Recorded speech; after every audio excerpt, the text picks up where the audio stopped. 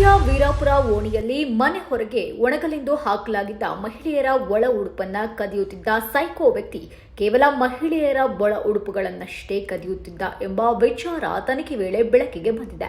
ಹುಬ್ಬಳ್ಳಿಯ ಬೆಂಡಿಗೇರಿ ಠಾಣೆಯ police arrest ಮಾಡಿದ್ದಾರೆ. ಕದ್ದ ಒಳ ಉಡುಪುಗಳನ್ನ ಈತ ವಾರದ ಬಳಿಕ ಅದೇ ಮನೆಯ ಬಳಿ ಎಸೆದು ಹೋಗ್ತಿದ್ದಂತೆ.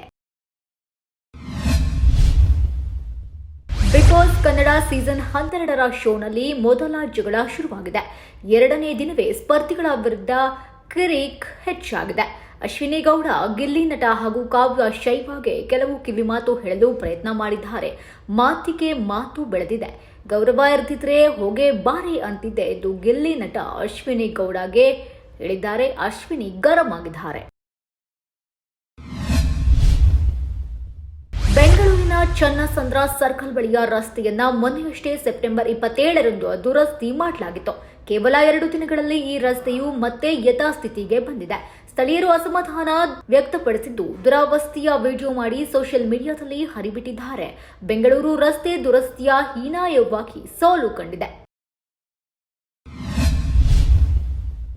ಸಿನಿಮಾ ರಿಲೀಸ್ಗೂ ಒಂದು ದಿನ ಮೊದಲೇ ಪ್ರೀಮಿಯರ್ ಶೋ ರಲ್ಲಿದ್ದು, ಇದಕ್ಕಾಗಿ ಪ್ರೇಕ್ಷಕರು ಕಾತರದಿಂದ ಕಾಯ್ತಾ ಇದ್ದಾರೆ.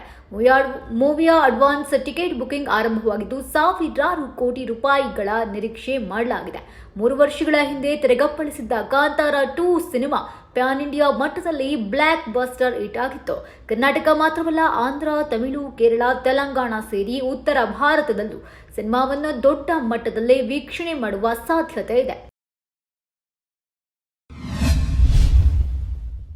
ಫಸ್ಟ್ ನೈಟ್ ದಿನ ಹೆಂಡತಿ ಜೊತೆಗೆ ಹಾಸಿಗೆ ಹಂಚಿಕೊಳ್ಳುವ ಹುಮ್ಮಸ್ಸಿನಲ್ಲಿದ್ದ ಮದುಮಗ ಅದೇ ರಾತ್ರಿ ನವವಧು ಗಂಡನ ಮನೆಯಲ್ಲಿದ್ದ ಚಿನ್ನಾಭರಣ ಹಾಗೂ ಹಣದ ಜೊತೆ ಪರಾರಿಯಾಗಿದ್ದಾಳೆ.